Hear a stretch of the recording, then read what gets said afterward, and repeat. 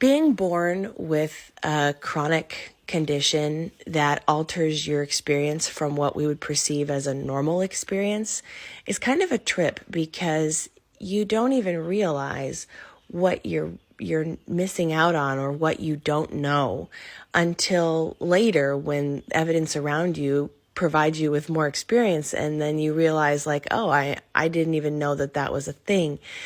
Growing up with this skin, having been born with it, there was a lot of my experience that just was completely normal. You know, children don't know anything else other than what they have experienced as normal. And so my experience with my skin felt totally fine to me. It wasn't until I was a lot older that I started to realize that my experiences as a child were pretty abnormal, but, you know, I didn't know anything different. For example, I remember when I discovered, I was probably 7 or 8, that like people could feel texture in things. And it had never occurred to me that you could feel texture with your hands. You know, it's just, I didn't realize that was possible. Like the fact that our couch was made of corduroy and it had like ridges and bumps and like a velvety texture, had no idea. The fact that jeans have like ridges and bumps to them, or the fact that like a cold drink has condensation on the outside of the glass and feels wet or slippery or cold. I didn't perceive any of that. And so I didn't know that cats were like really, really soft, or that bunnies are really soft.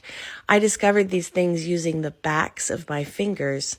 And so as I got older, I started to realize, man, there are things I'm missing out on. Also, when the skin was very thick, I would clap and it wouldn't sound like clapping. I could never snap because you can't get that satisfying smack of the finger against your skin.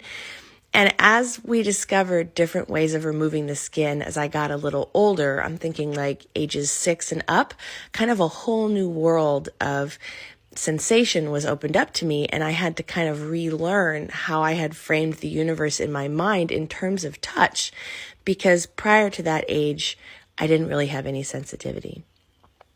You are correct in this comment that I didn't have parents who had this condition. Although it is hereditary, it can skip generations, it can skip multiple generations, it can skip siblings. I have 2 sisters and neither of them have this skin, and neither of my parents have it. So they were kind of at a loss about what to do.